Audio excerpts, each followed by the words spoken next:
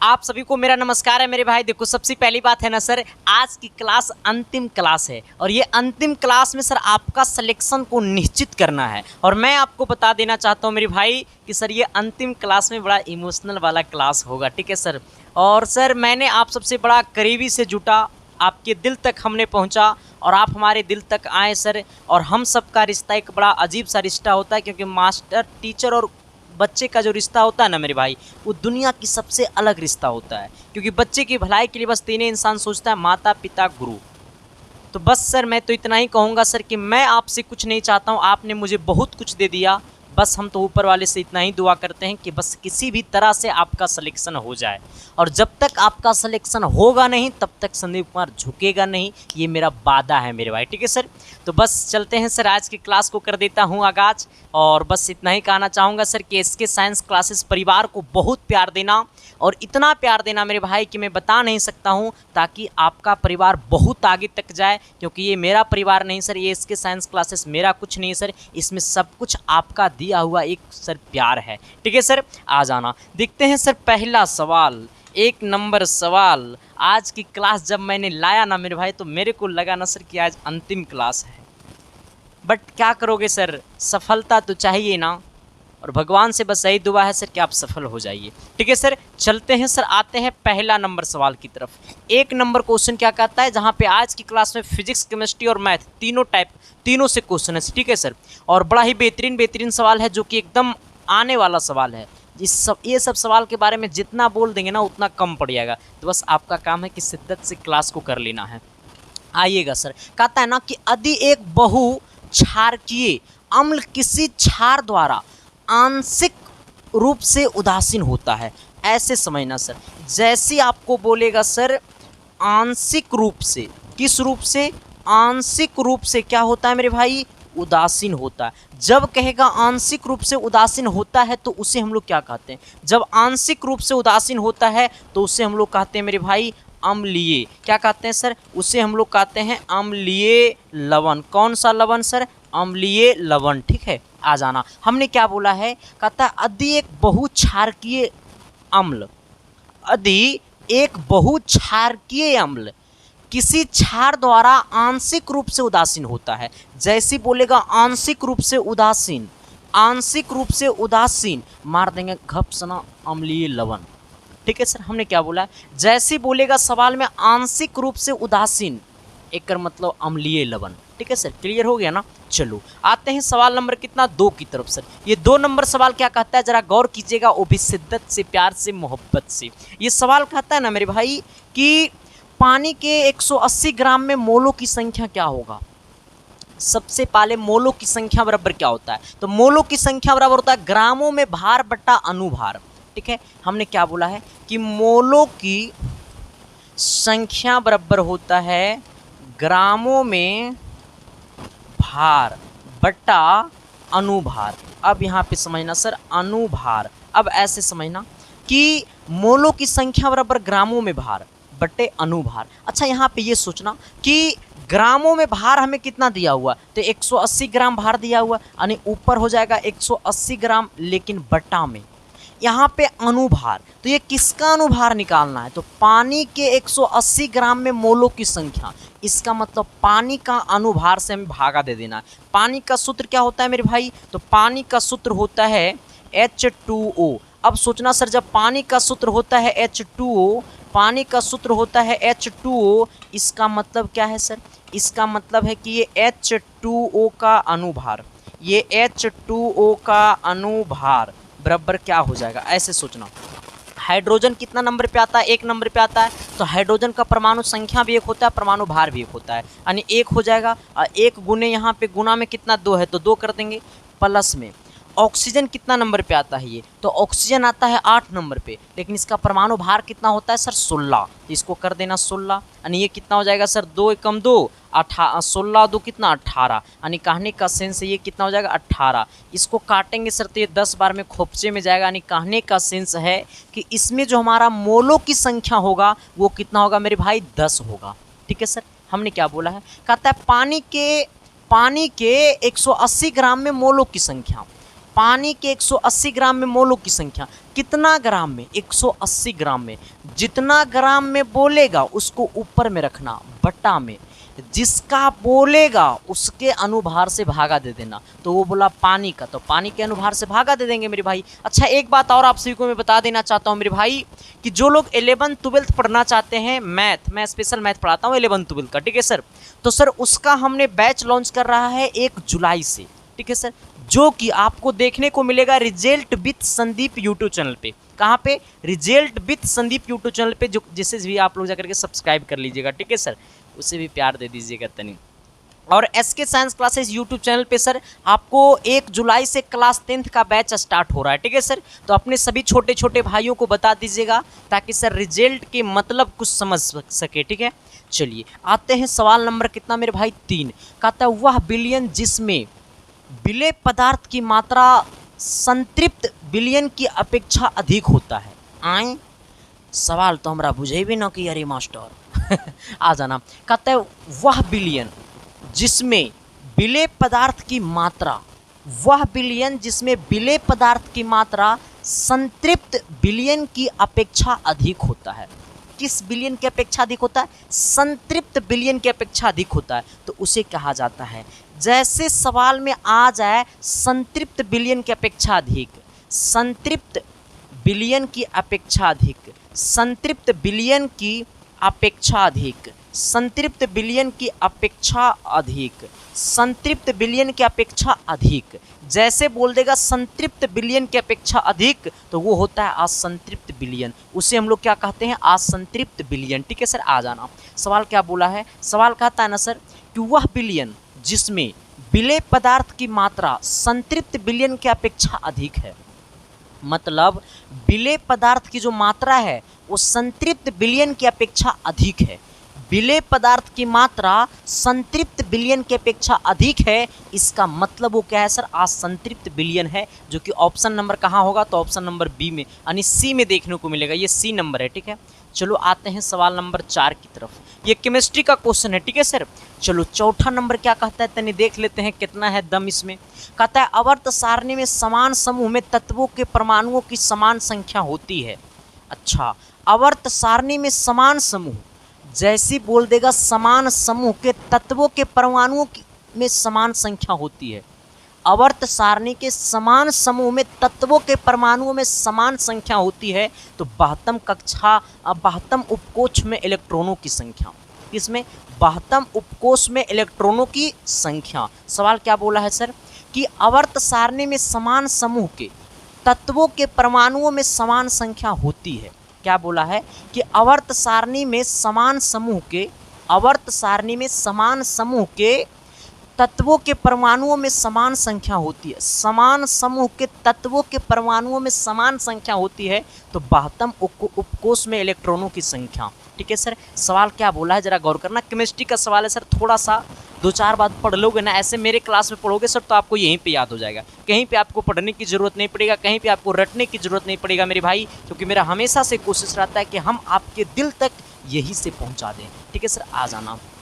क्या बोला सवाल, तनी और गौर से समझते हैं इसको। कहता है आवर्त सारणी में समान समूह, जैसे बोलेगा समान समूह और तत्वों के परमाणुओं में समान संख्या होती है, तो 72 उपकोष में इलेक्ट्रॉनों की संख्या किसका होगा सर? 72 उपकोष में इलेक्ट्रॉनों की संख्या। अब आना सवाल नंबर 5 की तरफ। देखो सर, केमिस्ट्री का क्वेश्चन आपको जब ये सब क्वेश्चन आता है ना सर, तो आप ये सब क्वेश्चन को पढ़ोगे तो कहोगे आउट ऑफ सिलेबस है। सर केमिस्ट्री से ज़्यादा थ्योरिकल क्वेश्चन आते हैं, न्यूमेरिकल ना के बराबर आते हैं, 2-4-5 न्यूमेरिकल देखने को मिलेगा।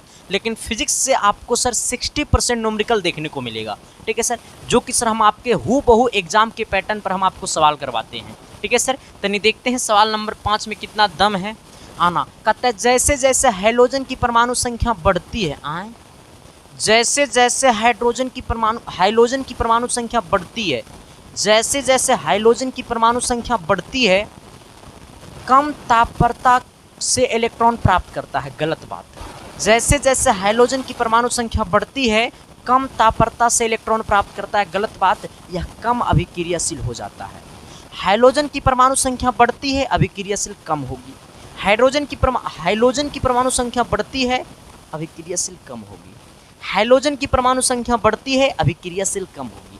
हैलोजन की परमाणु संख्या बढ़ती है, अभिक्रियाशील कम होगी। हमसे पूछा है जैसे जैसे हैलोजन की परमाणु संख्या बढ़ती है, कम अभिक्रियाशील हो जाते हैं। चलो आते हैं सवाल नंबर कितना सर, 6 की तरफ। ये 6 नंबर सवाल, ना तो मेरे नाम ना तो तेरे नाम, ये सवाल आपके एग्जाम के नाम। पहले ये बताना सर कि क्लास आपको कैसा लग रहा है मेरे भाई। ठीक है सर, बस हम तो इतना ही कहूँगा सर कि एग्ज़ाम में जाना सर और फोड़ के चले आना। ठीक है, मैंने ये भी बताया सर कि तुक्का कैसे मारा जाता है, हमने उसके ऊपर भी वीडियो हमने आपको बना करके डाल दिया, तो वो सब वीडियो जा करके देख लेना। ठीक है सर, चलो आते हैं सर तनी सवाल नंबर 6। कहता आवर्त सारणी के एक ही खड़े वर्ग के तत्वों में प्रायः क्या होते हैं। आवर्त सारणी के एक ही खड़े वर्ग के तत्वों में प्रायः क्या होते हैं। आवर्त सारणी के एक ही खड़े वर्ग के तत्वों में प्रायः क्या होते हैं। सर सवाल बड़ा अच्छा है। आवर्त सारणी के एक ही खड़े वर्ग के तत्वों में प्रायः क्या होते हैं। उनके परमाणुओं के बाह्यतम कक्षा में समान संख्या में इलेक्ट्रॉन होते हैं, गलत बात। एक समान आणविक आकार होते हैं, सही बात। यही होगा सर, क्या होगा हमारा ऑप्शन नंबर, क्या होगा ऑप्शन नंबर हमारा बी होगा। ठीक है, आ जाना। कैसे बी होगा सर, क्योंकि सवाल बोला है कि आवर्त सारणी के एक ही खड़े वर्ग के तत्वों में प्रायः होते हैं। आवर्त सारणी के एक ही खड़े वर्ग के तत्वों में प्रायः होते हैं। आवर्त सारणी के एक ही खड़े वर्गों के तत्वों में प्रायः होते हैं, एक समान आणविक आकार होते हैं। क्या होते हैं सर, एक समान आणविक आकार होते हैं। क्या होते हैं मेरे भाई, एक समान आणविक आकार होते हैं। ठीक है, चलो आते हैं सवाल नंबर 7। ये 7 नंबर सवाल, ना तो मेरे नाम ना तो तेरे नाम, ये सवाल आपके एग्जाम का नाम। ठीक है सर, आ जाना। तो क्या कहता है क्वेश्चन, देखते हैं। कहता है ना, एल्यूमिनियम एवं आयरन अपनी प्राकृतिक अवस्था में नहीं पाए जाते हैं, क्योंकि। देखो सर, एल्यूमिनियम और आयरन, देखो यहाँ पे समझना, ये एल्यूमिनियम और ये आयरन, ठीक है, अपनी प्राकृतिक अवस्था में नहीं पाए जाते हैं, क्योंकि एल्यूमिनियम और आयरन जो होते हैं वो अपनी प्राकृतिक अवस्था में नहीं पाए जाते हैं, क्योंकि अधिक मात्रा में होते हैं, गलत बात। एल्यूमिनियम और आयरन जो होते हैं वो अधिक मात्रा में नहीं होते हैं, गलत बात। अक्रियशील होते हैं, गलत बात। क्रिस्टलीय रूप में होते हैं, गलत बात। बहुत ही क्रियाशील होते हैं, इसीलिए कम मात्रा में पाए जाते हैं।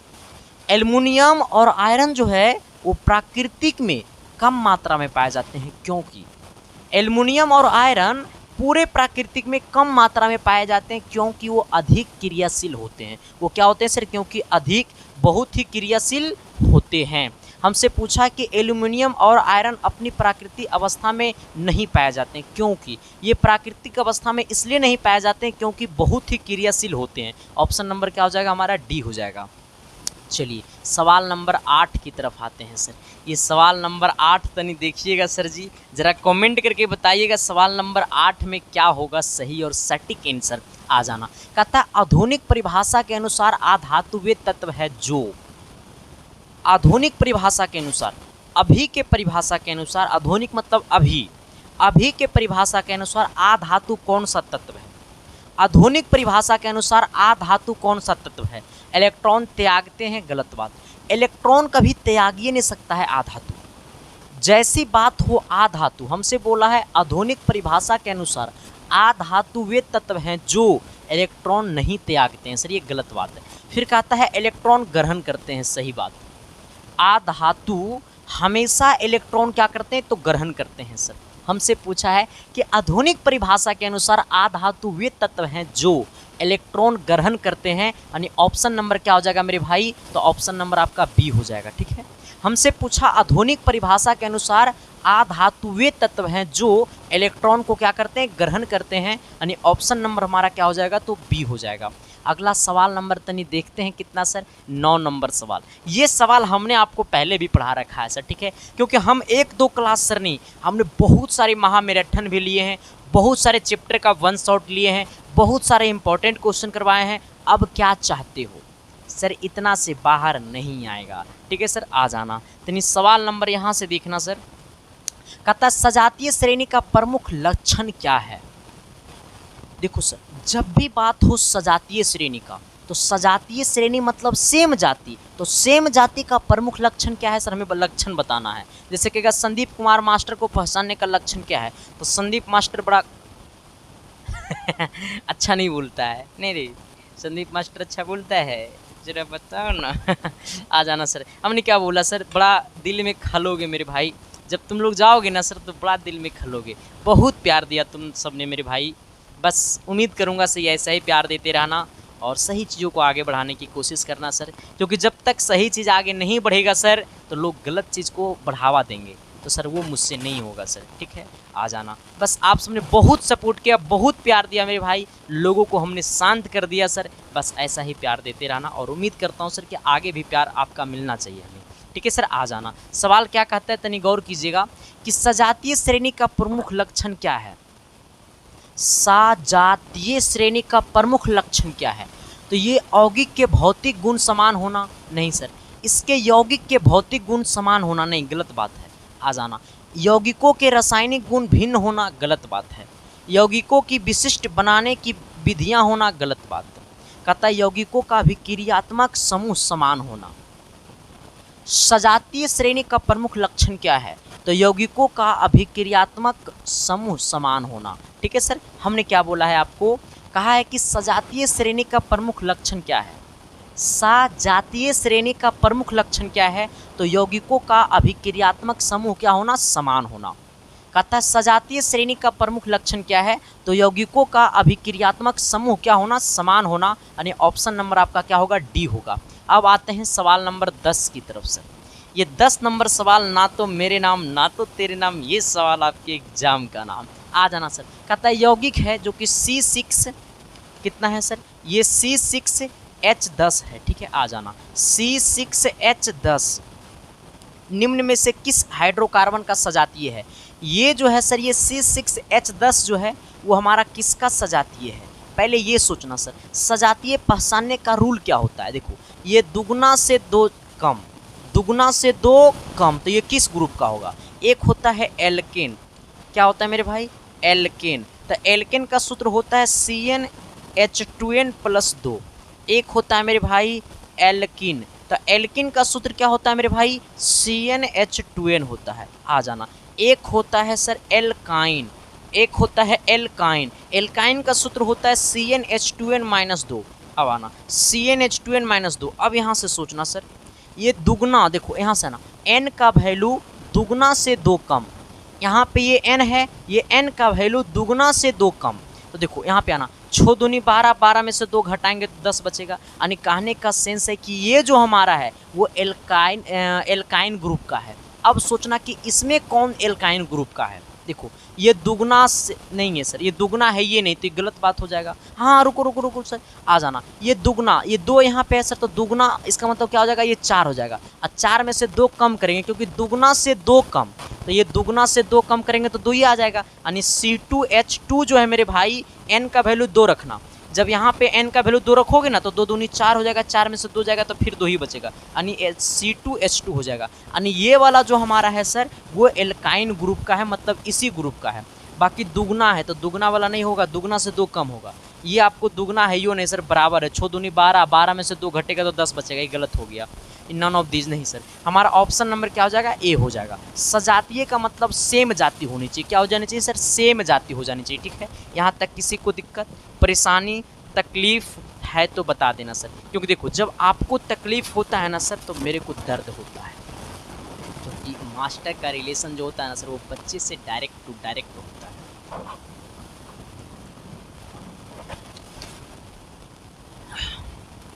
चलिए अगला सवाल आना कितना, ये 11 नंबर क्वेश्चन, ये फिजिक्स का सवाल है, तनी गौर करना।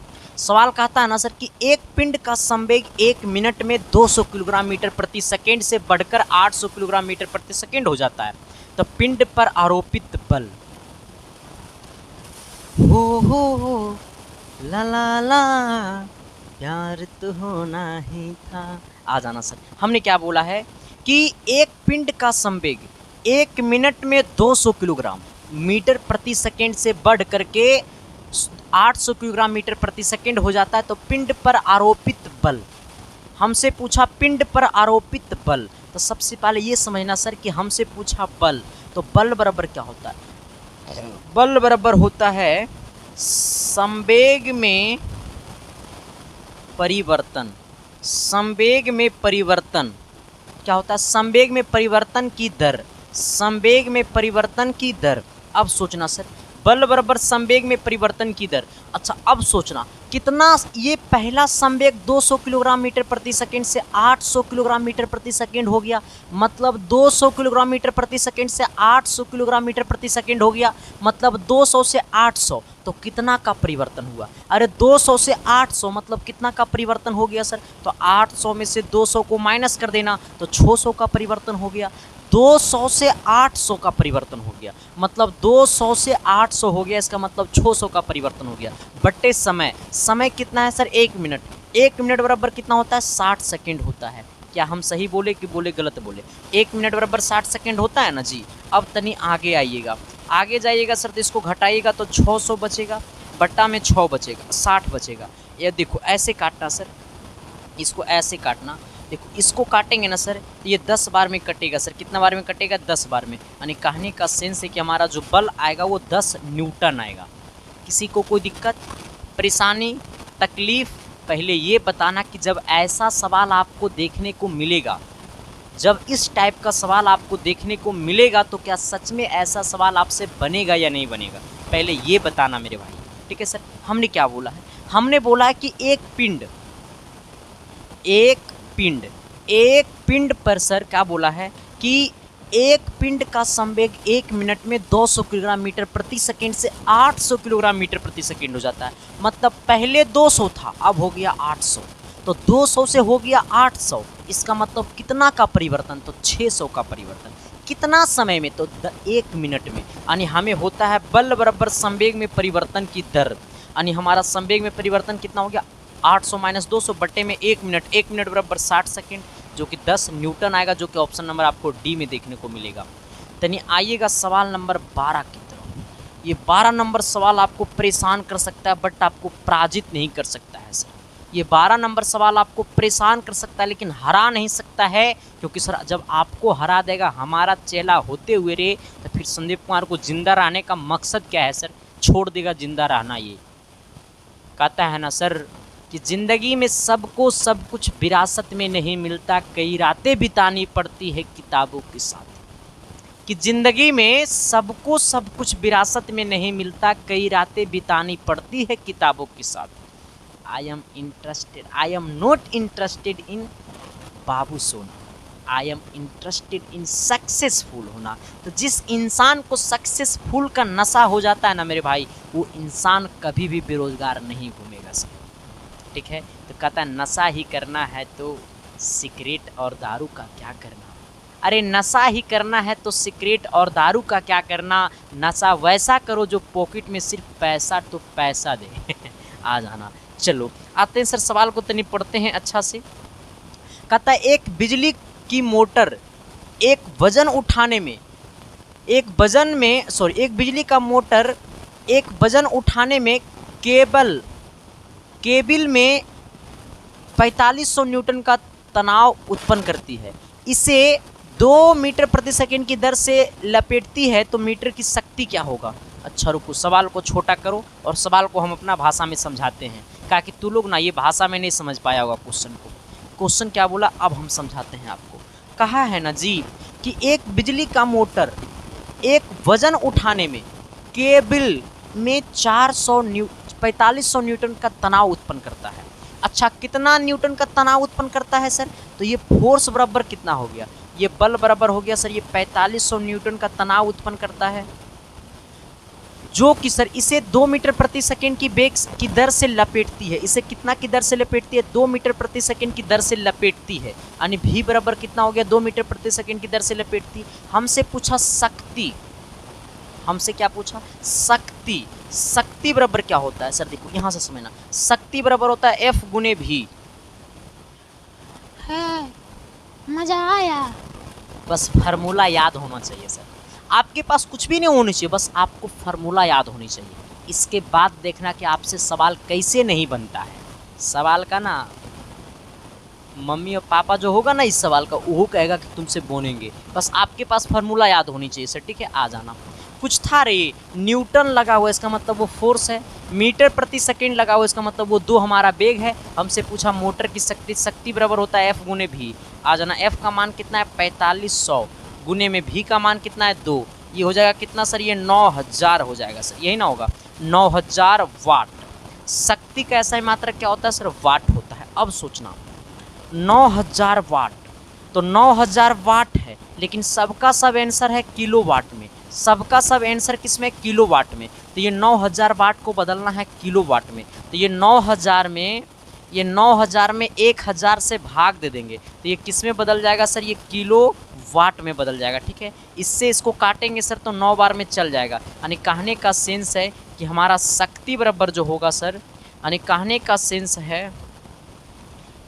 सेंस है कि जो हमारा शक्ति हो जाएगा वो 9 किलो वाट हो जाएगा। कितना हो जाएगा, 9 किलो वाट हो जाएगा शक्ति हमारा। ठीक है, यानी शक्ति बराबर कितना हो जाएगा 9 किलो वाट, जो कि ऑप्शन नंबर कितना में है, बी में है। ठीक है, सवाल समझा कि नहीं समझा। सवाल बोला था सर कि 4500 न्यूटन का तनाव उत्पन्न करता है, मतलब वो बल उत्पन्न करता है। अब कहता है सर कि वो 2 मीटर प्रति सेकंड की दर से लपेटती है। कितना, 2 मीटर प्रति सेकंड की दर से लपेटती, इसका मतलब वो वेग होगा। हमसे पूछा शक्ति बराबर क्या होता है, F गुने भी। दोनों को गुना कर देना तो 9000 हो जाएगा। शक्ति का ऐसा मात्रक जो होता है सर वो वाट होता है। तो ये हमारा 9000 वाट है, लेकिन सर इसको बदलना है किलो वाट में। तो 9000 में 100 से भाग दे देंगे तो किलो वाट में बदल जाएगा सर। यानी कहने का सेंस है कि हमारा 9 वाट आ जाएगा आंसर। ठीक है सर, चलो आते हैं सवाल नंबर कितना, 13 की तरफ। देखने से तो लग रहा है कि सवाल नंबर 13 में होगा फेरा, लेकिन संदीप कुमार जिंदा है तो फेरा होने नहीं देगा। काहे को टेंशन लेना है, टेंशन देना है, लेना न है रे बाबा। आ जाना सर, क्या कहता है सवाल तनी देखते हैं। कहता है 10 अश्व शक्ति की मोटर द्वारा 7.46 मीटर गहरे कुएं से प्रति सेकंड पानी खींचा जा सकता है, तो खींचा जा सकता है कितना किलोग्राम। अच्छा, कितना किलोग्राम मास हमसे पूछा सर। कहता है एक अश्व शक्ति का मोटर इतना मीटर गहरे हैं।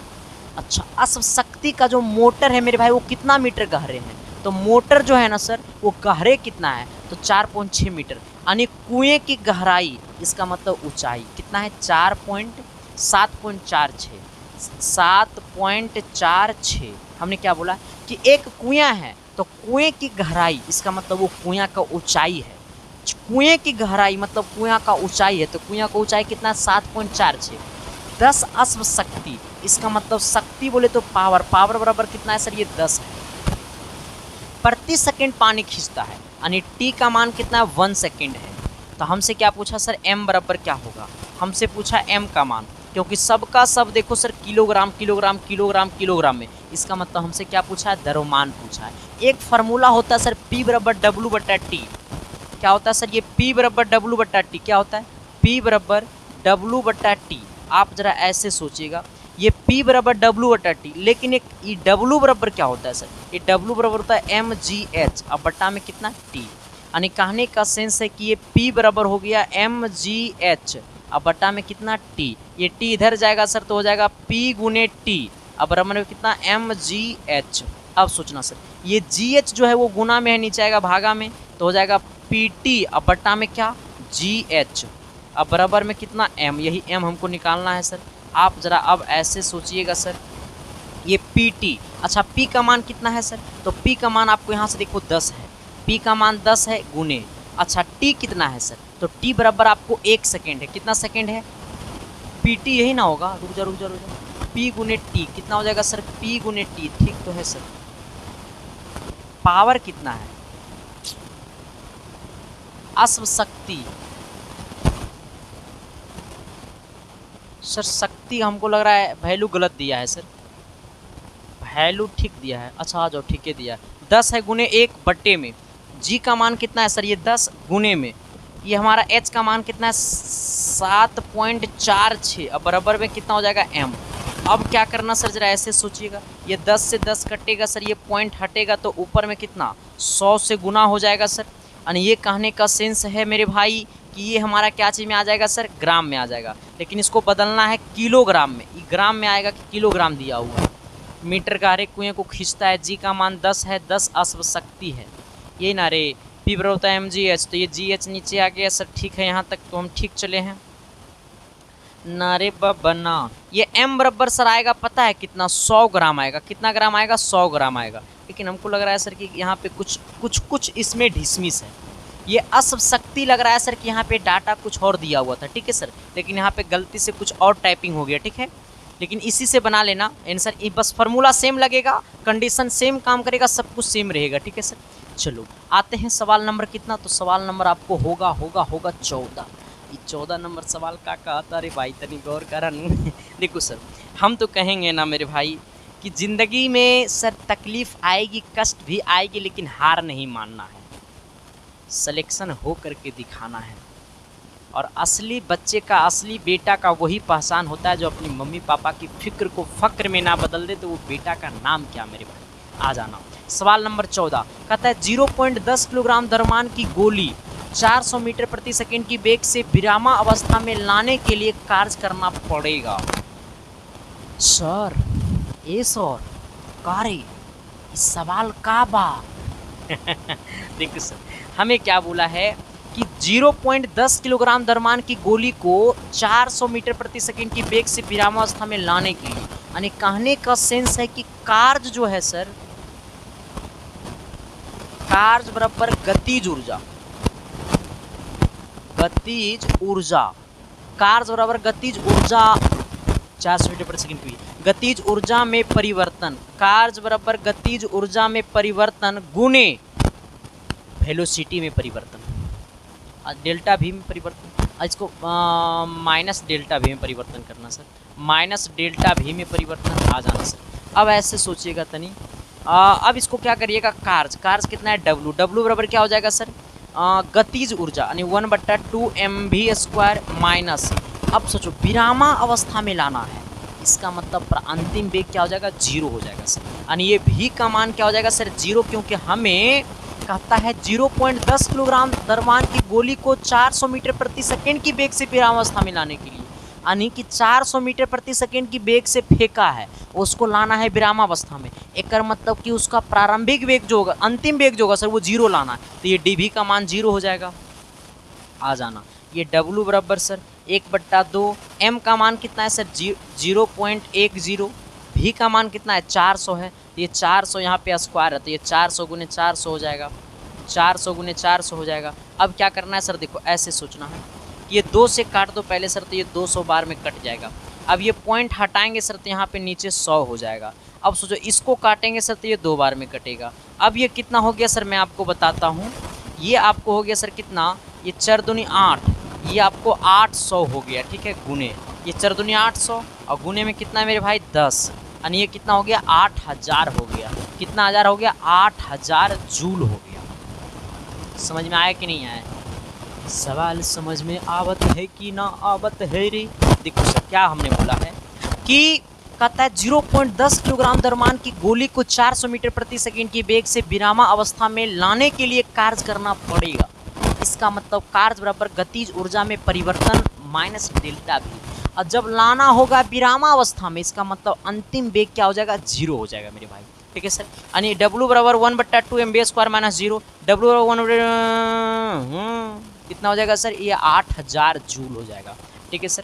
चलो सवाल नंबर आते हैं 15 की तरफ। ये 15 नंबर सवाल क्या कहता है, तनी जरा पढ़िएगा सर, और पढ़ करके ये 15 नंबर का सटीक और सही जवाब जरा कमेंट बॉक्स में कीजिएगा, ठीक है सर। आ जाना। एक बात और बता देना चाहता हूँ आप सभी को सर, कि अगर ये पूरा क्वेश्चन का PDF चाहिए, अगर ये पूरा क्वेश्चन का अगर आपको PDF चाहिए सर, तो इसका PDF हम आपको फ्री ऑफ कॉस्ट देते हैं टेलीग्राम पे, ठीक है सर। तो आप अपने मोबाइल के टेलीग्राम में चले जाना, और टेलीग्राम में जाकर के सर्च करना मेरे भाई संदीप कुमार ऑफिशियल, टेलीग्राम में जाकर के सर्च करना मेरे भाई संदीप कुमार ऑफिशियल। जैसी टेलीग्राम में सर्च करोगे संदीप कुमार ऑफिशियल, तो मेरा आईडी खुल जाएगा सर। उसी आईडी को ज्वाइन करना जिस आईडी में लगभग 15,000 से अधिक लोग ज्वाइन हैं। आपका क्या, तो वो मेरा सही आईडी है, ठीक है सर। वहाँ पे इसका आपको पूरा PDF मिल जाएगा। लेकिन सर जिनके दिल में दर्द है, तकलीफ है, कोई छोड़ के चली गई है, तो मेरा इंस्टाग्राम आईडी को फॉलो कर लेना। मेरा इंस्टाग्राम आईडी है संदीप-1842 फॉलो मी। और ना करेगा नो फॉलो रे, तो रात के तेरे सपना में आएंगे, तुम्हारा सिस्टम को ख़राब करके चल जाएंगे, ठीक है सर। आ जाना। क्या कहता है, तनी सवाल नंबर 15 की तरफ आते हैं। कहता है यदि दो धात्विक टुकड़ों पर द्रव का उछाल समान है। मेरे पास दो धात्विक टुकड़े हैं, उसका जो द्रव का जो उछाल है ना मेरे भाई, वो समान है। किस समान है मतलब बराबर है, किसके कारण, किसके कारण आई मीन्स किसके कारण, तो उनका घनत्व समान है। नहीं मेरे भाई, कहता है यदि दो धात्विक टुकड़े पर द्रव का उछाल समान है। धात्विक टुकड़े पे द्रव का उछाल समान है, इसका मतलब इसका घनत्व समान नहीं है, उनके द्रव में डूबे आयतन समान है। ठीक है सर, हमें बोला कि यदि दो धात्विक टुकड़े पर द्रव की उछाल समान है, समान है। कहता है यदि दो धात्विक टुकड़े पर द्रव की उछाल समान है, इसका मतलब उनके द्रव में डूबे आयतन क्या है, समान है। इसका मतलब उसके द्रव में डूबे आयतन क्या है, समान है। ठीक है, चलो सवाल नंबर 16 का बोलत है 16 का बोलत है 16 आ जाना। कहता है आंतरिक तरंगे की चाल निर्भर करती है किस पे। आंतरिक तरंगे की चाल किस पे निर्भर करती है मेरे भाई, हमसे पूछा आंतरिक तरंगे की चाल किस पे निर्भर करती है, तो माध्यम की प्रत्यास्था पे गलत बात, माध्यम के घनत्व पर गलत बात। हमसे पूछा आंतरिक तरंगे की चाल किस पे निर्भर करती है सर, तो माध्यम की प्रत्यास्था पे गलत बात, माध्यम के घनत्व पे गलत बात, माध्यम की प्रत्यास्था एवं घनत्व दोनों पर सर, क्योंकि हमसे पूछा आंतरिक की तरंगे, तो उसमें माध्यम और प्रत्यास्था दोनों डिपेंड करता है। ठीक है, आ जाना। तो हमसे पूछा है सर क्या कि आंतरिक तरंगे की चाल निर्भर करती है किस पे, तो आंतरिक तरंगे की जो चाल होती है वो हमारा माध्यम की प्रत्यास्था और घनत्व दोनों पे करता है, जो कि ऑप्शन नंबर क्या होगा, तो सी होगा। ठीक है, चलिए आते हैं सवाल नंबर कितना, 17। अब हो इस 17 में खतरा आ जाना सर। देखो ये न्यूमेरिकल है, बड़ा लोगों को ये न्यूमेरिकल परेशान करेगा। बहुत सारे बच्चे ऐसे होंगे जो ये न्यूमेरिकल को देखने के बाद, ये देखो सर ऐसे है, ये आपको है सर 10 पे पावर माइनस 18, ये जो है ना सर, मैं इसको लिखता हूँ, ये आपको है 4.8 गुने 10 पे पावर माइनस 18 लिखा हुआ। ठीक है सर, आ जाना। बहुत सारे बच्चे न्यूमेरिकल को देखा होगा, उसको तो लगा होगा कि मास्टर कितना हार्ड न्यूमेरिकल ला करके दे दिया रे, सवाल बड़ा हल्का है, देखना रे भाई। आ जाना, क्या कहता है कि एक इलेक्ट्रॉन का अनंत से किसी आवेशित चालक तक लाने में इतना जूल कार्य करना पड़ता है, किसी चालक पर लाने में इतना जूल कार्य करना पड़ता है। इसका मतलब ये W बराबर कितना हो गया, 4.8 गुने 10 पे पावर माइनस 18 जूल। ये हमारा क्या हो गया, W का मान कार्य करना पड़ता है। आवेश शक्ति की चाल विभव में वृद्धि होगा। अच्छा, विभव बराबर क्या होता है, पहले ये सोचो। हमसे पूछा विभव, विभव बराबर होता है W बट्टा कितना, E। विभव बराबर क्या होता है, W बट्टा E, नहीं W बट्टा Q बोलो सर, क्या W बट्टा Q।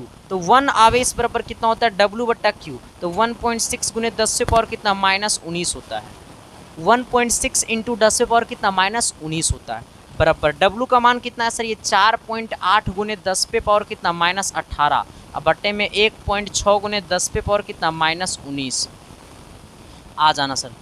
अब देखो ऐसे सोचना, ये पॉइंट से पॉइंट गला खोपचे में सर, अब ऊपर बच गया 48 और नीचे बच गया 16, ये 16 से कटेगा सर, ये 3 बार में 16 या 48। अब सोचना ऊपर क्या, देखो यहाँ सोचना, ये 10 पे पावर 19 है, ये 10 पे पावर 18 है, इसका मतलब इसको इससे काटेंगे तो नीचे बचेगा 10 पे पावर माइनस 1, क्योंकि ये ऊपर 18 है नीचे 19 है, तो नीचे माइनस 1 बचेगा, यानी ऊपर 3 बचेगा, नीचे 10 पे पावर माइनस 1 बचेगा।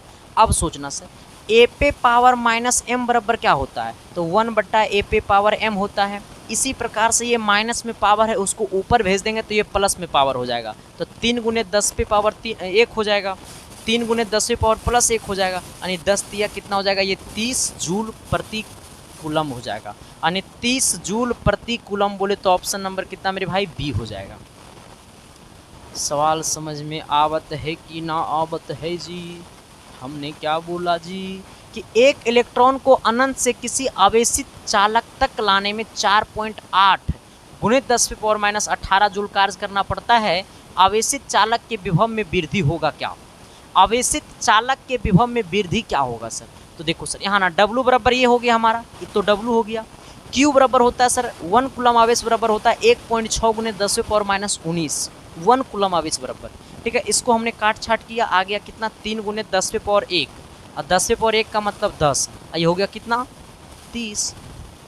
चलो आते हैं सवाल नंबर कितना 18। ये 18 क्या कहता है जी, तनी गौर से पढ़िएगा सर, संभल संभल के पढ़िएगा, सवाल बड़ा संभल संभल के बनाने वाला है, तनी गौर कीजिएगा। पानी खत्म है रे।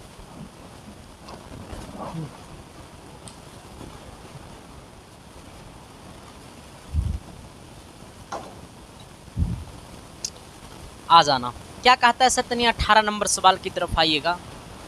कहता है ना जी कि शुष्क सेल में विध्रुवक कार्य करता है किसके जैसा। जैसी बोलेगा सर विध्रुवक कार्य करता है,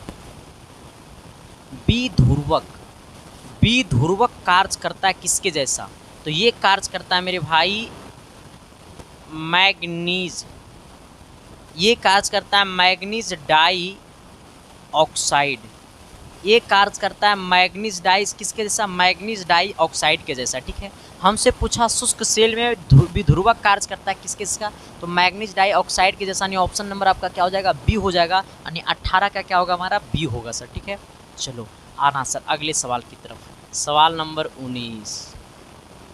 आज फिजिक्स में बड़ा न्यूमेरिकल हमने लाया सर, ये सब न्यूमेरिकल ना तो हार्ड था ना तो लूज था, एकदम न्यूमेरिकल सब एग्जाम में पूछने वाला था, और हो सकता है कि इसी में कुछ न्यूमेरिकल फंस जाए आपके एग्जाम में, तय है मेरे भाई। क्योंकि सर हमने बड़ा कड़ी मेहनत के साथ हम पूरे प्रीवियस ईयर को छांटते हैं, पूरे मॉडल पेपर को छांटते हैं, पूरे गाइड को छांटते हैं, तब जाकर के सर हम क्वेश्चन को कलेक्ट करते हैं। इससे ये पता चलता है कि सच में सर हम पढ़ाते वही हैं जो एग्ज़ाम पूछता है, और एग्ज़ाम पूछत हुई हैं वही जो हम पढ़ावत हुई हैं। चलिए सर आइएगा तनी अगले सवाल की तरफ। कहता है 12 ओम का प्रतिरोध कितने ओम के तार से संयोजित किया जाए कि परिणामी प्रतिरोध 4 ओम का हो जाए। आए मास्टर इस सवाल का बोलत है।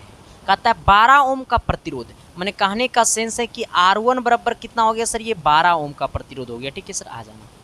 जिसका परिणामी प्रतिरोध कितना है, परिणामी बोले तो R बराबर कितना है, 4 ओम है, और ये प्रतिरोध जो है सर वो संयोजित है। तो हमसे पूछा है सर कि जिसका प्रतिरोध है तो ओम हो, तो 12 ओम के प्रतिरोध कितने ओम के तार से जोड़ा जाए। अब सोचो ये 12 ओम के प्रतिरोध को, ये 12 ओम के प्रतिरोध को कितने ओम के प्रतिरोध से जोड़ा गया है, मतलब R2 का मान हमको निकालना है। ये 12 ओम के प्रतिरोध को कितने ओम के प्रतिरोध से जोड़ा गया है कि जिसका परिणामी प्रतिरोध कितना हो गया, 4 हो गया। यानी ये वाला फॉर्मूला लगेगा 1/R बराबर 1/R1 प्लस 1/ कितना R2। अब सोचना 1/R यानी 1/4, 1/R1, R1 का मतलब 12, अब प्लस 1/ कितना R2। आ जाना सर, ये इधर आ जाएगा, जैसे ये इधर आ जाएगा सर तो हो जाएगा 1/4, ये जाएगा उधर तो -1/12 बराबर 1/R2। ठीक है, आ जाना। अब इस दोनों में एलसीएम कर लो सर, कितना का, 12 का, तो ये 4 × 12 3 बार में -1 बराबर कितना 1/R2। ये दोनों को घटा दो सर, तो ये 3 में से 1 को माइनस कर दो, 3 में से 1 के माइनस कर दो तो 2 बचेगा, और 2/ कितना हो जाएगा, ये 12 हो जाएगा, बराबर में कितना 1/R2 हो जाएगा। इससे ये कटेगा 6 बार में, यानी 1/6 बराबर 1/R2, 1/6 बराबर 1/ कितना R2। अब सोचना सर कि ऊपर वाला बराबर तो नीचे वाला बराबर, यानी R2 का मान कितना आ गया, 6 ओम आ गया। R2 का मान कितना हो गया सर, ये 6 ओम आ गया। ठीक है, हमने क्या बोला है कि 12 ओम का प्रतिरोध कितने ओम के तार से संयोजित किया जाए कि परिणामी प्रतिरोध 4 ओम का हो जाए, परिणामी प्रतिरोध 4 ओम का हो जाए। इसका मतलब क्या है सर कि पहला प्रतिरोध 12 ओम है, तो उस 12 ओम में कितना जोड़ा जाए कि परिणामी प्रतिरोध 4 ओम हो जाए। इसका मतलब ये R1 और ये R2, और हमें परिणामी प्रतिरोध 4 दिया हुआ है, तो R2 का मान 6 ओम आ गया, जो कि सर कहाँ है, तो ऑप्शन नंबर आपको बी में है। ठीक है, चलिए आते हैं सवाल नंबर कितना, 20 नंबर में लगेगा फीस। ना रे बाबा ना, संदीप कुमार फ्री में सिलेक्शन दिला देता है। आ जाना सर। क्या कहता है कि घरेलू विद्युत परिपथ में लाल रंग का तार प्रयुक्त होता है किससे। घरेलू विद्युत परिपथ में लाल रंग का तार प्रयुक्त होता है किससे। हमसे क्या पूछा है कि घरेलू विद्युत परिपथ में लाल रंग का तार प्रयुक्त होता है किससे, तो ये प्रयुक्त होता है फेज वायर के लिए। किसके वायर के लिए, फेज वायर के लिए। ठीक है सर, आ जाना। हमें बोला है कि घरेलू विद्युत परिपथ में लाल रंग का तार प्रयुक्त होता है किसके लिए, तो फेज वायर के लिए। किस वायर के लिए मेरे भाई, तो फेज वायर के लिए। ठीक है, हमसे क्या पूछा है कि घरेलू विद्युत परिपथ में लाल रंग का तार प्रयुक्त होता है किससे? तो फेज वायर के लिए। किसके लिए मेरे भाई? फेज वायर के लिए। अब ज़रा बताना मेरे भाई कि ये सच में आपको ये क्लास कैसा लगा सर? क्योंकि देखो सर, मैं हमेशा से कोशिश करता हूँ कि मैं आपको क्या पढ़ा दूँ और कैसे पढ़ा दूँ ताकि आपका सिलेक्शन कोई रोक ना पाए, और आपका सिलेक्शन होगा चुटकियों की चोट पे सर, ये मेरा वादा है सर। ठीक है, चलिए आते हैं तनी सवाल नंबर कितना? 21। ये मैथ का पहला सवाल है। आए तनी गौर कीजिएगा, ये सवाल हो सकता है आपका सिस्टम को ख़राब कर दे, लेकिन संदीप कुमार जिंदा है, ख़राब होने नहीं देगा रे बाबा। आ जाना तनी, देखो इधर ऐसे आना। हमें क्या बोलता है क्वेश्चन कि नदी के 15 मीटर ऊंचे पुल से किसी नाव का अवनमन कोण 30 डिग्री है। नदी से 15 मीटर ऊंचे पुल है। सबसे पहले सवाल जैसे से बोला उसे हमको बनाने दो। ये नदी है सर, आ जाना। ये नदी से 15 मीटर ऊंचे क्या है? एक पुल है। अब सोचना, नदी से 15 मीटर ऊंचे क्या है? एक पुल है। ये वाला नदी है। मान लो कि ये AB जो है वो हमारा नदी है, और ये जो BC है वो हमारा क्या है? पुल है। ये हमारा पुल की ऊंचाई है, जिसका इससे मिला दो सर। अब सोचना, जिसका अवनमन कोण, कौन कौन अवनमन कोण 30 डिग्री है, तो अवनमन कोण बनाता है ऊपर, इसका मतलब ये वाला अवनमन कोण हो गया 30 डिग्री। और जब ये वाला अवनमन कोण 30 डिग्री, इसका मतलब ये वाला भी कितना डिग्री होगा? 30 डिग्री होगा। अब क्या कहता है सर कि यदि नाव 6 किलोमीटर प्रति घंटा की चाल से चल रही है, मतलब A से B, मतलब A से पुल की ओर नाव जो है सर वो 6 किलोमीटर प्रति घंटा की चाल से चल रही है, मतलब नाव की जो चाल है वो 6 किलोमीटर प्रति घंटा है। तो हमसे पूछा सर चल रही है तो नाव को नदी के पुल के नीचे पहुंचने में समय लगेगा। मतलब सर नाव की जो चाल है, यहाँ से यहाँ जो नाव की चाल है वो 6 किलोमीटर प्रति घंटा है, तो इतना दूर में वो पहुँचने में कितना टाइम लगाया होगा, हमसे टाइम पूछा है। जबकि यहाँ से यहाँ तक का दूरी क्या, पहले हमको दूरी निकालना है। हमको पहले यहाँ से यहाँ तक का क्या निकालना है? दूरी निकालना है। तो ये वाला है 15, तो ये वाला क्या होगा सर? हम निकाल देते हैं। लगा दो tan कितना? 30। जब लगाएंगे tan 30 तो tan थीटा बराबर होता है P/B। तो ये वाला tan 30 है तो इसके सामने वाला ये P होगा, यानी P का मान कितना आ जाएगा? BC, और BC का मान 15, और ये वाला कितना हो जाएगा? AB, जो कि हमारा लंबाई हो जाएगा सर ये पुल, और ये नाव जहाँ से चलना प्रारंभ किया था, जहाँ से नाव चलना प्रारंभ किया था यहाँ से पुल तक की लंबाई निकल जाएगा AB। tan 30 का मान होता है 1/√3 बराबर 15 बटा कितना? AB। अब जरा सोचिएगा सर कि ये AB बराबर क्या हो जाएगा? तो AB बराबर हो जाएगा 15 कितना सर? ये 3। AB बराबर कितना हो जाएगा? 15√3। अब जरा बताना सर कि ये जो हमारा है यहाँ से यहाँ तक का जो दूरी है, यहाँ से यहाँ तक का जो दूरी है वो 15√3 मीटर दूरी है। यहाँ से यहाँ तक का जो दूरी है वो 15√3 मीटर दूरी है। अब हमसे क्या पूछा है सर? समय। पहले ये बताना सर कि चाल बराबर क्या होता है? चाल बराबर होता है मेरे भाई दूरी बट्टा समय। चाल बराबर क्या होता है? दूरी बट्टा समय। अच्छा, यहाँ से यहाँ तक का चाल कितना है? 6 है। यहाँ से यहाँ तक का दूरी कितना है? 15√3 है। तो यहाँ से यहाँ तक का हमें समय निकाल देना है। चाल कितना है मेरे भाई? 6 किलोमीटर प्रति घंटा। सबसे पहले सर आप यहाँ आ जाना। ये चाल जो है ना सर, ये चाल को बदल दो मीटर प्रति सेकेंड में, क्योंकि सर जो दूरी है वो मीटर में है। ठीक है, इसका मतलब ये 15√3 मीटर आया है। तो सबसे पहले ये चाल जो है वो 6 किलोमीटर प्रति घंटा को बदल दो मीटर प्रति सेकेंड में। जब 6 किलोमीटर प्रति घंटा को बदलेंगे मीटर प्रति सेकेंड में, यानी किलोमीटर प्रति घंटा से जाएंगे मीटर प्रति सेकेंड में, किलोमीटर प्रति घंटा से जाएंगे मीटर प्रति सेकेंड में, मतलब बड़ा यूनिट से जाएंगे छोटा यूनिट में। तो 5/18 से गुना 18 दिया, छोटिया 18 यानी कितना? 5/3 मीटर प्रति सेकेंड। यानी कहने का सेंस है कि जो चाल हो गया वो 5/3 मीटर प्रति सेकेंड हो गया। यानी चाल के जगह कितना लिखेंगे सर? 5/3 बराबर ये दूरी कितना है? तो दूरी आपको 15√3 है। बट्टे में कितना है सर? ये समय है। समय को मान लो T। अब इसको इससे गुना कर दो, इसको इससे गुना कर दो सर। ठीक है, इसको इससे और इसको इससे। आए रुक जा सर। अच्छा ऐसे कर दो, छोड़ो, कहाँ गड़बड़ नहीं होगा। इस समय को यहाँ भेजो, चाल यहाँ आएगा सर। तो समय बराबर क्या हो जाएगा? समय बराबर हो जाएगा सर कितना? दूरी बट्टा चाल। दूरी बट्टा चाल आ जाना सर। ये दूरी कितना है सर? तो ये दूरी आपको 15√3 बट्टे चाल कितना है सर? ये 5/3।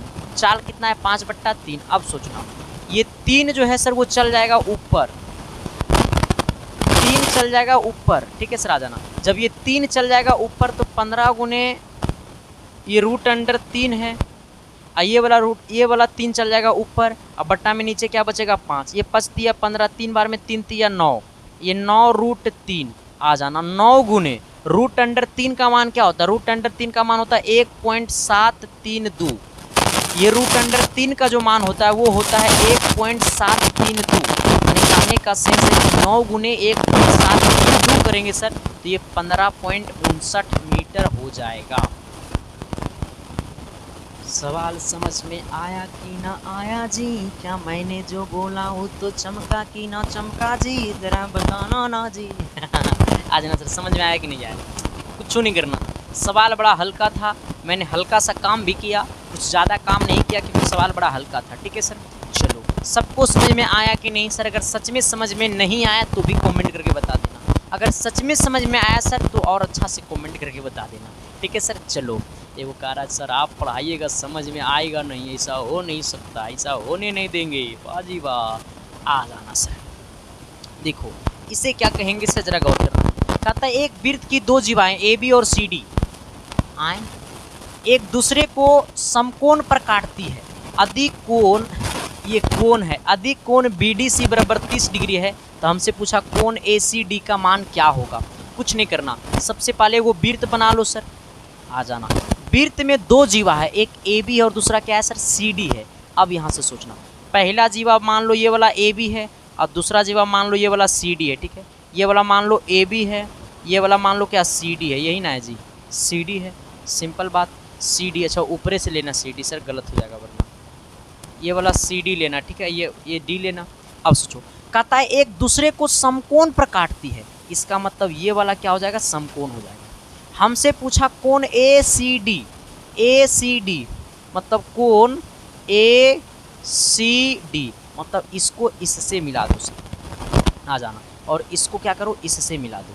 अब ऐसे सोचना सर, हमें बोला है कि कोण बी डी सी बराबर 30 डिग्री, अब ये वाला तो कोण 90 हो गया, और कोण बी डी सी मतलब ये वाला कोण, ये वाला जो कोण है सर वो हमारा कितना है 30 डिग्री, मतलब ये वाला जो कोण है वो 30 डिग्री है और ये वाला कोण 90 है, इसका मतलब ये वाला कोण 90 और ये वाला कोण 30, और जब ये वाला कोण और ये वाला कोण और ये वाला कोण को जोड़ेंगे तो 180 के बराबर हो जाएगा। यही ना पूछा जी, कोण B D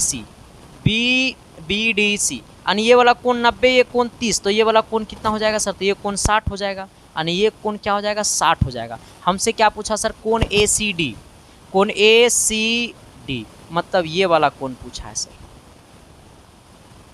A C D का वैल्यू क्या हो जाएगा, है हिम्मत। देखो सर यहाँ से सोचना, ये वाला जो कोण होगा ना मेरे भाई इस कोण के बराबर होता है, ठीक है आ जाना। जब ये वाला जो कोण होगा इस कोण का बराबर होगा, यानी कहने का सेंस है ए भी कोण 60 होगा, और ये वाला जो कोण होगा इस कोण का बराबर होगा, यानी ये वाला कोण 30 है तो ये भी कोण कितना होगा सर, ये 30 होगा, ठीक है आ जाना। और ये वाला तो कोण 90 होगा क्योंकि एक दूसरे को प्रतिच्छेद करता है, समकोण पर काटता है। जब ये समकोण पर काटा है तो ये 30, तो ये वाला हो जाएगा 60, क्योंकि ये 90 और ये वाला 30, तो 90 और 30 जोड़ देंगे सर, इसके बाद 180 में घटा देंगे तो ये 60 बचेगा, और ये वाला 60 है कर मतलब ये वाला भी 60। और हमसे ये पूछा ए सी डी मतलब कोण ए सी डी पूछा, तो ए सी डी बराबर 60 डिग्री ए सी डी पूछा। अगर पूछता कि हमारा कोण बी ए सी, अगर कोण पूछता बी ए सी, अगर बी ए सी पूछता तो भी कितना होता 30 डिग्री होता सर, यानी ये वाला कोण 30 होगा, क्यों क्योंकि ये वाला कोण इस कोण के बराबर होगा, ये वाला कोण इस कोण के बराबर होगा, ठीक है सर। सबको समझ में आया कि नहीं आया सर, अगर सच में समझ में नहीं आया तो कमेंट कर देना, और सच में समझ में आ गया सर तो और अच्छा से कमेंट कर देना, ठीक है मेरे भाई। चलो आते हैं सवाल नंबर कितना अगला की तरफ, सवाल नंबर 23 जरा देखना सर, ये 23 नंबर सवाल बड़ा कंटाफ है सर। हाँ संदीप कुमार के पास सवालों कंटाफ होने लगा। आ जाना सर, क्या कहता है क्वेश्चन पे जरा गौर कीजिएगा कि दो संख्याओं का अनुपात इतना है, यदि प्रत्येक संख्या में 6 जोड़ दिया जाए, दो संख्याओं का अनुपात यानी 3x और ये 7x है, ठीक है, आ जाना। और प्रत्येक संख्या में छो जोड़ा गया है, यानी ऊपर भी छो जोड़ दिया है, नीचे भी छो जोड़ दिया गया। तो एक नया अनुपात जो बना है वो हमारा 5:9 के अनुपात में बना है। अब जरा सोचिएगा सर कि कहता है दो संख्याओं का अनुपात 3:7 है, मतलब ये 3x और ये 6 है, 7x और ये 6 है। दो संख्याओं का अनुपात में हमें कहता है सर कि प्रत्येक संख्या में 6 जोड़ दिया जाता है, मैंने ऊपर भी 6 जोड़ दिए, नीचे भी जोड़ दिए। अब कहता है सर क्या कि हमें एक नया संख्या बनता है जो 5:9 के अनुपात में। तो हमसे पूछा संख्या कौन सी है, यानी ये x का मान निकाल दो और x का मान निकाल करके ये 3x में और 7x में गुना करके बता दो, क्रॉस मल्टीप्लिकेशन कर दो, इसको गुना इसके साथ, इसको गुना इसके साथ, तो हो जाएगा 9 गुने 3x और प्लस में 6 बराबर, इसको गुना इसके साथ तो हो जाएगा 5 गुने 7x प्लस 6। आ जाना सर, आप ज़रा ऐसे सोचिएगा, इसको 9 से गुना कर दो तो 9 × 27x हो जाएगा और ये 9 × 6 = 36 हो जाएगा, 9 × 6 = 54 हो जाएगा सर, ठीक है, आ जाना। अब इसको इससे गुना कर दो, 7 × 5 = 35x हो जाएगा सर, अब 6 × 5 कितना हो जाएगा, ये 30 हो जाएगा। अब क्या करना है सर मैं आपको बताता हूँ, ये 27x को उधर भेज दो और यहाँ पे क्या है 54, ये 30 को इधर लाओ तो -30 हो जाएगा, ये 27 को उधर भेज दो सर, तो 35 में से 35x में से 27x को माइनस कर दो, ये हो जाएगा कितना मेरे भाई, ये हो जाएगा आपको 4 और ये 5 में से 3 गया तो 2 बराबर कितना हो गया सर, इसको माइनस कर देना। तो ये देखो यहाँ पे 5 में से 7 गया, ठीक है, तो 15 में से 7 गया तो 8 × 7 = 15 यानी 8x हो जाएगा। ये 8 है, गुना में नीचे आएगा भागा में, तो 8 × 3 = 24, यानी कहने का सेंस है कि x का मान कितना आ गया, 3 आ गया। हमसे पूछा संख्या, तो पहली संख्या का अनुपात 3x है, पहली संख्या का अनुपात 3x है, तो 3 गुने 3, क्योंकि x का मान है 3, तो 3 × 3 = 9, यानी पहली संख्या 9 होगा, दूसरी संख्या 7x है, तो 7 गुने 3 यानी 7 × 21, यानी पहली संख्या 9 होगा, दूसरी संख्या 21 होगा, पहली संख्या 9 होगा, दूसरी संख्या क्या होगा, 21 होगा। ठीक है सर, सबको समझ में आया कि नहीं आया सर, पहले एक बार बता देना। सवाल बहुत हल्का था, ये सवाल में ना ही कोई दम था, कोई दम ना था सवाल में। चलो आते हैं सवाल नंबर 24।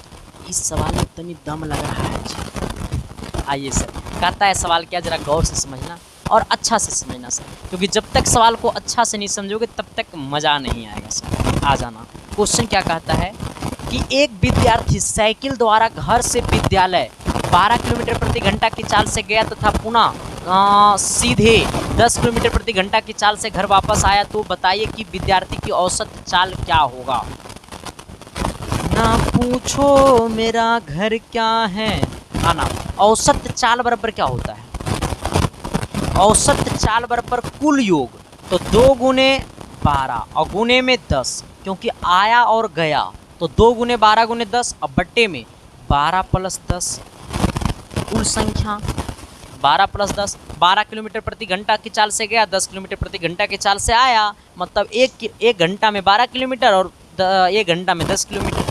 आ जाना सर, इसको जरा गुना कर दो सर, तो ये पता है कितना हो जाएगा, ये हो जाएगा 240, इसको इससे गुना करोगे तो 240, क्योंकि 2 गुने 12, जब ये 2 गुने 12 करोगे तो 24 होगा, ये 24 को 10 से गुना करो तो 240 हो जाएगा, ये 10 और 12 को जोड़ोगे सर तो कितना हो जाएगा पता है, ये 22, इसको काटो सर तो 11 दूनी 22 और 120, यानी 120 बट्टा कितना 11। अब 120 बट्टा 11 को अगर हम काटेंगे सर तो 120 बट्टा 11 दे रहा है ऑप्शन नंबर सी, ठीक है। लेकिन अगर इसको हम लोग काटेंगे तो ये पता है कितना हो जाएगा, ये हो जाएगा सर आपको कितना है 10 सही 10 बट्टा 11, ठीक है, यानी ये हमारा हो जाएगा, इसको हम पूर्णांक में तोड़ेंगे तो 10 सही 10 बट्टा 11 हो जाएगा, ठीक है, 10 सही 10 बट्टा 11 हो जाएगा। या फिर इसको पॉइंट में भी दे सकता है, तो बट पॉइंट में नहीं दिया हुआ, जैसे का तैसे दिया हुआ, हम आपको लिख दिए, ठीक है।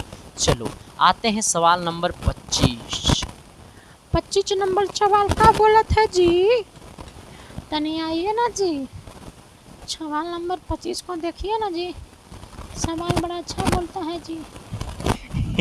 आ जाना सर, क्या कहता है कि सुधा ने गुड़िया को 500 रुपया में खरीद कर 15% की हानि पर बेच दिया। तो हमसे पूछा गुड़िया का विक्रय मूल्य क्या होगा। देखो सर, हमसे पूछा विक्रय मूल्य कितना रुपया में खरीदा, जब गुड़िया कितना रुपया में खरीदा, सुधा ने एक गुड़िया खरीदा, खिलौना वाला जो गुड़िया होता है ना वो खरीदा सुधा।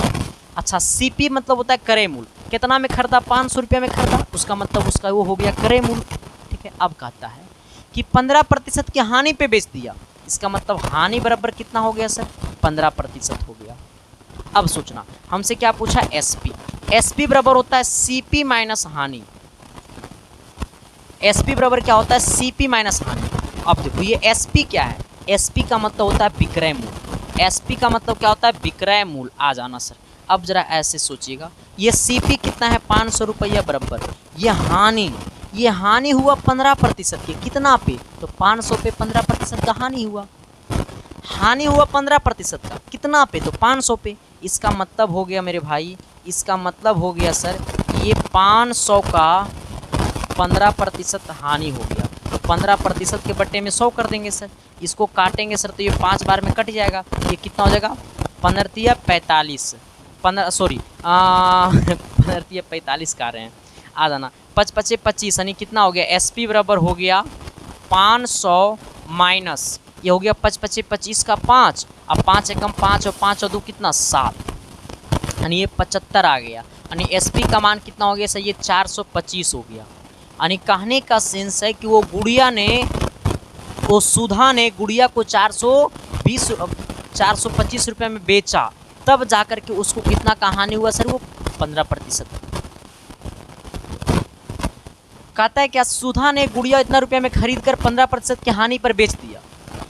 सुधा ने एक गुड़िया खरीदा 500 रुपया में, जिसे 15% की हानि पे बेच दिया। इसका मतलब है कि सुधा ने उस गुड़िया को 500 रुपया में खरीदा था, लेकिन उसे बेचा कितना में, 425 रुपया में, तभी तो उसको 75 रुपया का हानि हुआ। अब 75 का हानि हुआ, इसका मतलब कितना का हानि हुआ, 15% का हानि हुआ। ठीक है सर, बाकी सर आज तक का क्लास नहीं रहेगा। आप सभी को ऑल द बेस्ट, जाइए सर एग्ज़ाम में बेहतर कीजिए।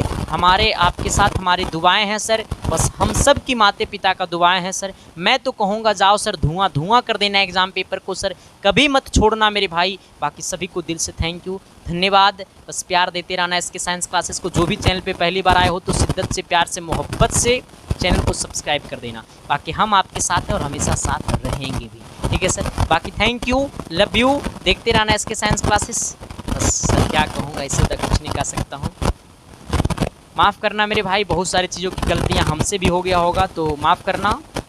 इंसान है, गलती होते रहता है। किसी को इस क्लास में किसी को दुख भी लगा होगा। ये पूरे पॉलिटेक्निक का सेशन में बहुत सारे टीचर को भी दुख लगा, तो टीचर को मैंने तो गलती की वजह से उनको रेला है।